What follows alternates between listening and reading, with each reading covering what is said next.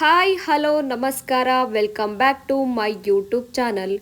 ಇವತ್ತು ಬಿಸಿ ಬಿಸಿ ಕಾಯಿ ಹೋಳಿಗೆನ ಹೇಗೆ ಮಾಡೋದು ಅಂತ ಹೇಳ್ಕೊಡ್ತೀನಿ. ಎಷ್ಟು ಟೇಸ್ಟ್ ಇತ್ತು ಗೊತ್ತಾ. ಇವತ್ತು ನಮ್ಮ ಮನೆಗೆ ನೆಂಟರು ಬಂದಿರೋ ಕಾರಣಕ್ಕೆ ಬಿಸಿ ಬಿಸಿ ಕಾಯಿ ಹೋಳಿಗೆ ಮಾಡ್ಕೊಳ್ಳೋಣ ಅನಿಸ್ತು. ಸೊ ಬಿಸಿ ಬಿಸಿ ಕಾಯಿ ಹೋಳಿಗೆ ಜೊತೆಗೆ ಮೇಲೊಂದು ಸ್ವಲ್ಪ ತುಪ್ಪ ಹಾಕ್ಕೊಂಡು ತಿಂತಾ ಇದ್ದರೆ ಅಬ್ಬಬ್ಬಾ ಏನು ಟೇಸ್ಟ್ ಗೊತ್ತಾ.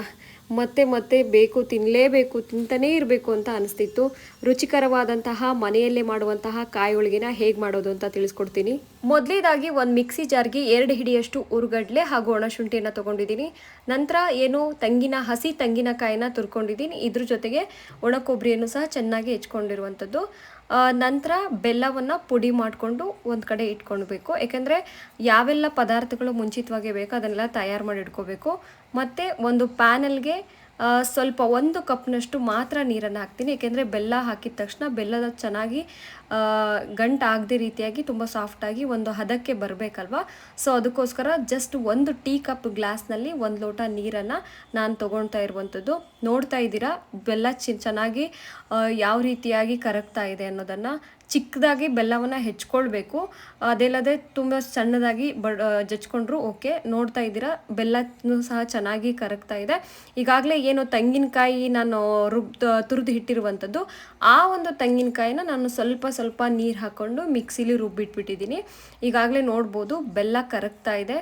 ಅಂದರೆ ಬೆಲ್ಲನೂ ಸಹ ಕರಗಿದ ತಕ್ಷಣ ಹಾಕಬಾರ್ದು, ಬೆಲ್ಲನೂ ಸಹ ಒಂದು ಹದಕ್ಕೆ ಬರಬೇಕು. ಏಕೆಂದರೆ ಅಂದರೆ ತುಂಬ ದಿನವೂ ಸಹ ನಾವು ಕಾಯಿ ಹೋಳಿಗೆನ ಸ್ಟೋರೇಜ್ ಮಾಡಿ ಇಡ್ಬೋದು. ಒಂದು 15 ಡೇಸ್ ಅಥವಾ 1 ಮಂತ್ ತನಕನೂ ಫ್ರಿಜ್ಜಲ್ಲಾದರೆ 1 ಮಂತ್ ತನಕನೂ ಇಡ್ಬೋದು. ಈಗ ನೋಡ್ತಾ ಇದ್ದೀರಾ ಯಾವ ರೀತಿಯಾಗಿ ಹದಕ್ಕೆ ಬರ್ತಾ ಇದೆ ಅಂತ. ಅಂದರೆ ಚೆನ್ನಾಗಿ ಹದಕ್ಕೆ ಚೆನ್ನಾಗಿ ಕುದಿಬೇಕು. ಹದ ಇದ್ದರೆ ಮಾತ್ರ ಚೆನ್ನಾಗಿ ಕಾಯಿ ಹೋಳಿಗೆನ ನಾವು ಸ್ಟೋರೇಜ್ ಮಾಡ್ಬೋದು. ಈಗ ಒಂದು ಕಡೆ ನಾವು ಮಿಕ್ಸಿಲಿ ರುಬ್ಬಿಟ್ಟಿರುವಂತಹ ತೆಂಗಿನಕಾಯಿನೂ ಸಹ ನಾನು ತೊಗೊಳ್ತಿದ್ದೀನಿ. ಹದ ಆಗಿದೆ. ಸೊ ರುಬ್ಬಿಟ್ಟಿರುವಂತಹ ಒಂದು ತೆಂಗಿನಕಾಯಿನ ಬಿಸಿಯಾಗಿ ಅಂದರೆ ಏನು ಚೆನ್ನಾಗಿ ಕುದೀತಾ ಇದೆ, ಹದಕ್ಕೆ ಬಂದಿದೆ. ಅದನ್ನು ನೀವು ಹದ ಹೇಗೆ ಬಂದಿದೆ ಅನ್ನೋ ಸಹ ಸ್ವಲ್ಪ ಒಂದು ಪ್ಲೇಟಲ್ಲಿ ನೀರು ಹಾಕಿ ಒಂದು ಹನಿ ಬೆಲ್ಲದ ನೀರು ಹಾಕಿದ್ರೆ ಆವಾಗ ಗೊತ್ತಾಗುತ್ತೆ. ಗಂಟು ಚೆನ್ನಾಗಿರೋದ್ರಿಂದ ಆವಾಗ ಹದ ಬಂದಿದೆ ಅಂತ ಗೊತ್ತಾಗುತ್ತೆ. ಈಗ ಈ ರುಬ್ಬಿಟ್ಟಿರುವಂತಹ ಒಂದು ತೆಂಗಿನಕಾಯಿ ಏನಿದೆ, ಒಣಕೊಬ್ಬರಿ ಮತ್ತು ಹಸಿ ತೆಂಗಿನಕಾಯಿನ ತಗೊಂಡು ರುಬ್ಬಿಟ್ಟಿರುವಂತಹ ಈ ಒಂದು ತೆಂಗಿನಕಾಯನ್ನು ನಾನೀಗ ಬೆಲ್ಲಕ್ಕೆ ಮಿಕ್ಸ್ ಮಾಡ್ತಾ ಇದ್ದೀನಿ. ಚೆನ್ನಾಗಿ ಮಿಕ್ಸ್ ಮಾಡಬೇಕು. ಆ್ಯಕ್ಚುಲಿ ಗಂಟು ಆಗಲ್ಲ. ಸೊ ಚೆನ್ನಾಗಿ ಕಾಯಿ ಸ್ವಲ್ಪ ನೀರು ಸ್ವಲ್ಪ ನೀರು ಹಾಕಿ ರುಬ್ಬಿರೋದ್ರಿಂದ ಯಾವುದೇ ರೀತಿಯಾದಂತಹ ಗಂಟು ಆಗದೆ ರೀತಿಯಾಗಿ ಸಣ್ಣ ಹುರಿಲಿ ಇಟ್ಕೊಂಡು ಚೆನ್ನಾಗಿ ಅದನ್ನು ಕಾಯಿಸಬೇಕು. ನೋಡಿ ಚೆನ್ನಾಗಿ ಕುದೀತಾ ಇದೆ. ಚೆನ್ನಾಗಿ ಕುದ್ದಷ್ಟು ಅದ್ರ ಘಮ ಇನ್ನೂ ಹೆಚ್ಚಾಗುತ್ತೆ. ಯಾಕೆಂದರೆ ಬೆಲ್ಲ ಮತ್ತು ಕಾಯಿ ಒಂದು ಒಳ್ಳೆ ಕಾಂಬಿನೇಷನ್ ಅಂತಲೇ ಹೇಳ್ಬೋದು. ಬೆಲ್ಲ ನಾವು ಚಿಕ್ಕವರಿದ್ದಾಗ ಬೆಲ್ಲ ಮತ್ತು ಕಾಯಿನ ತಿಂತಾಯಿದ್ವಿ, ಒಳ್ಳೆ ಟೇಸ್ಟ್ ಇತ್ತು. ಸೊ ಒಂದು ಕಡೆ ಈಗಾಗಲೇ ನಾನು ಹೇಳಿದೆ ಅಲ್ವಾ, ಉರುಗಡ್ಲೆ ಮತ್ತು ಒಣಶುಂಠಿಯನ್ನು ಸಹ ಮಿಕ್ಸಿ ಮಾಡ್ಕೊಂಡಿದ್ದೀನಿ. ಆ ಒಂದು ಮಿಕ್ಸಿ ಮಾಡ್ಕೊಂಡಿರುವಂಥ ಹುರುಗಡ್ಲೆ ಪೌಡ್ರನ್ನು ಸಹ ಇದಕ್ಕೆ ಬೆರೆಸ್ತಾ ಇದ್ದೀನಿ. ಯಾಕಂದರೆ ಒಂದು ಗಟ್ಟಿ ಹದಕ್ಕೆ ಬರಬೇಕಲ್ಲ. ಯಾಕಂದರೆ ಬೆಲ್ಲ ಮತ್ತು ಕಾಯಿಯನ್ನು ಬೆರೆಸಿರೋದ್ರಿಂದ ಅದ್ರ ಜೊತೆಗೆ ಈ ಒಂದು ಹುರುಗಡ್ಲೆ ಮತ್ತು ಒಣಶುಂಠಿನ ಬೆಳೆಸೋದ್ರಿಂದ, ಒಣಶುಂಠಿ ಸಹಜವಾಗಿ ಸ್ವೀಟ್ ಐಟಮ್ಸ್ಗಳಿಗೆ ಬಳಸ್ತೀವಿ. ಒಂದು ಒಳ್ಳೆ ಹದ, ಒಂದು ಒಳ್ಳೆ ಪರಿಮಳ ಇರಲಿ ಅಂತ. ಇದಿಷ್ಟು ರೆಡಿಯಾಗಿದೆ. ಇನ್ನೊಂದು ಕಡೆ ಹಿಟ್ಟನ್ನು ನಾವೀಗ ಕಲಸಿಡಬೇಕು, ಮೈದಾ ಹಿಟ್ಟು. ಜೊತೆಗೆ ನಾನು ಯಾವುದೇ ರೀತಿಯಾಗಿ ಹೋಳಿಗೆನ ಮಾಡ್ತಾ ಇರಬೇಕಂದ್ರೆ ಬೇಳೆ ಹೋಳಿಗೆ ಇರ್ಬೋದು ಅಥವಾ ಕಾಯಿ ಹೋಳಿಗೆ ಇರ್ಬೋದು, ಅದಕ್ಕೆ ಸ್ವಲ್ಪ ಚಿರೋಟಿ ರವೆಯನ್ನು ಬಳಸ್ತೀನಿ. ಯಾಕೆಂದರೆ ತುಂಬ ಸಾಫ್ಟಾಗಿ ಬರುತ್ತೆ ಅಂತ. ಸ್ವಲ್ಪ ಚಿರೋಟಿ ರವೆ, 1 ಕಪ್ನಷ್ಟು ಚಿರೋಟಿ ರವೆ, ಜೊತೆಗೆ 1-2 ಕಪ್ನಷ್ಟು ಮೈದಾನು ಸಹ ನಾನು ತೊಗೋತಾ ಇದ್ದೀನಿ. ಜೊತೆಗೆ ರುಚಿಗೆ ತಕ್ಕಷ್ಟು ಉಪ್ಪು ಇರಲೇಬೇಕಲ್ಲ. ಸೊ ಲೈಟಾಗಿ ಕೆಲವೊಬ್ರು ಉಪ್ಪು ಹಾಕ್ತಾರೆ, ಕೆಲವೊಬ್ರು ಉಪ್ಪು ಹಾಕಲ್ಲ. ಸೊ ನಾವು ಸ್ವಲ್ಪ ಇರಲಿ ಅಂತ ಉಪ್ಪು ಹಾಕ್ತಾ ಇದ್ದೀನಿ. ಜೊತೆಗೆ ಸ್ವಲ್ಪ ಅರಿಶಿನ ಪುಡಿಯನ್ನು ಸಹ ಬಳಸಿರುವಂಥದ್ದು. ಅಂದರೆ ನೀರು ಹಾಕಿ ಚೆನ್ನಾಗಿ ಕಲಿಸ್ಬೇಕು. ಯಾಕಂದರೆ ಯಾವುದೇ ರೀತಿಯಾದಂತಹ ಗಂಟು ಇರಬಾರ್ದು. ಕೆಲವೊಬ್ರು ತುಂಬ ಚೆನ್ನಾಗಿ ನಾದೋದ್ರಿಂದ ಯಾವುದೇ ರೀತಿಯಾಗಿ ಗಂಟಾಗಲ್ಲ. ತುಂಬ ಹೊತ್ತು ಅಂದರೆ ಮಿನಿಮಮ್ ಒಂದು ಅರ್ಧ ಗಂಟೆನಾದರೂ ನಾವು ಮೈದಾ ಹಿಟ್ಟನ್ನು ಕಲಸಿ ಇಡಬೇಕು. ಯಾಕೆಂದರೆ ಆ ಒಂದು ಸಣ್ಣ ಚಿರೋಟಿ ರವೆ ಚೆನ್ನಾಗಿ ಹದ ಆಗುತ್ತೆ. ತುಂಬ ಸಾಫ್ಟಾಗಿ ಹಿಟ್ಟು ಹದ ಆಗೋದ್ರಿಂದ ಹೋಳಿಗೆಯು ಸಹ ಅದೇ ರೀತಿಯಾಗಿ ತುಂಬ ಸಾಫ್ಟಾಗಿ ಬರುತ್ತೆ. ತುಂಬ ಮೃದುವಾಗೂ ಅನಿಸುತ್ತೆ. ತಿಂತಾ ಇರಬೇಕು ಅಂದರೆ ತುಂಬ ಇಷ್ಟನೂ ಆಗುತ್ತೆ. ಸೊ ಹಿಟ್ಟನ್ನು ಕಲಸಿ ಜೊತೆಗೆ ಮೇಲೆ ಸ್ವಲ್ಪ ಎಣ್ಣೆನ ಹಾಕಬೇಕು. ಎಣ್ಣೆಲಿ ಸ್ವಲ್ಪ ಚೆನ್ನಾಗಿ ಹಿಟ್ಟು ನೆನಿಬೇಕು. ಹಾಗಾಗಿ ನಾನು ಕೊನೆಗೆ ಅಂದರೆ ಮೇಲೆ ಎಣ್ಣೆನ ಹಾಕಿ ಚೆನ್ನಾಗಿ ಮತ್ತೆ ನಾದ್ತಾ ಇದ್ದೀನಿ. ನೋಡ್ತಾ ಇರ್ಬೋದು ಯಾವ ರೀತಿಯಾಗಿ ಹದವಾಗಿ ಹಿಟ್ಟು ರೆಡಿಯಾಗಿದೆ ಅಂತ.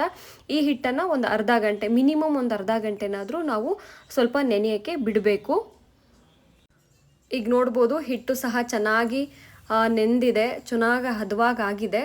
ಸೊ ನಾನೀಗ ಹೋಳಿಗೆ ತಟ್ಟಕ್ಕೆ ರೆಡಿ ಮಾಡ್ಕೋತಿದ್ದೀನಿ.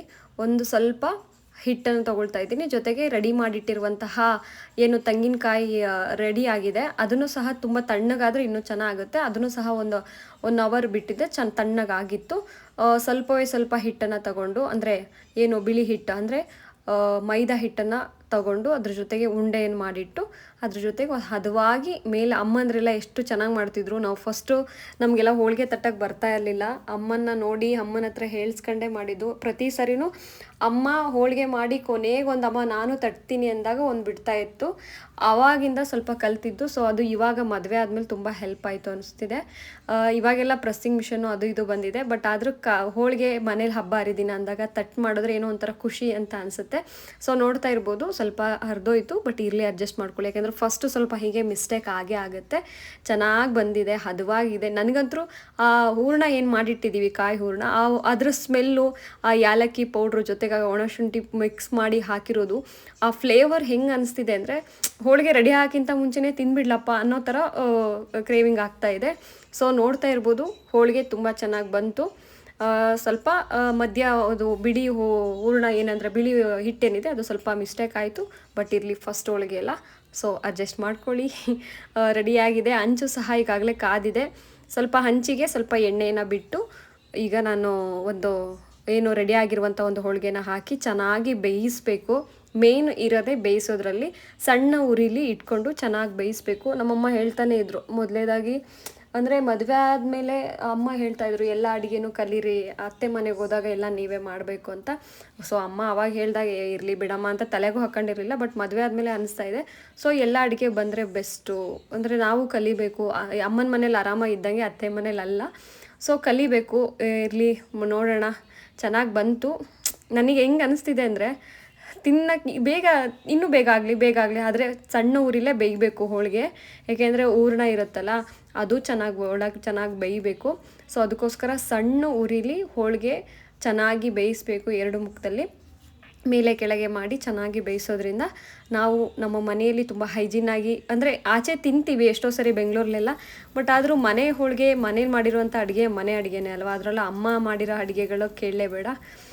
ಈಗಾಗಲೇ ಹೋಳಿಗೆ ರೆಡಿ ಆಯಿತು, ಸರ್ವ್ ಮಾಡ್ತಾ ಇದ್ದೀನಿ. ಯಾವ ರೀತಿ ಕಾಣಿಸ್ತಿದೆ, ಎಷ್ಟು ಚೆನ್ನಾಗಿದೆ ಅಂದರೆ ಸ್ಮೆಲ್ಲು. ಬೇಯಿಸ್ಬೇಕಾದ್ರೆ ನನಗಂತೂ ತಿನ್ಬಿಡ್ಲಾ ಅಂತ ತುಂಬ ಕ್ರೇವಿಂಗ್ ಅನಿಸ್ತಾನೆ ಇತ್ತು. ಸೊ ರೆಡಿಯಾಗಿದೆ. ಬಿಸಿ ಹೋಳಿಗೆ ಮೇಲೆ ಅಮ್ಮ ಮಾಡಿರೋ ತುಪ್ಪ ಇದೆ, ಅದ್ರ ಜೊತೆಗೆ ತಿಂತಾಯಿದ್ರೆ ಅಬ್ಬಬ್ಬಾ ಎಷ್ಟು ಚಂದ ಅಲ್ವಾ. ಪ್ಲೀಸ್ ಸಬ್ಸ್ಕ್ರೈಬ್ ಮಾಡಿ, ಫಾಲೋ ಮಾಡಿ.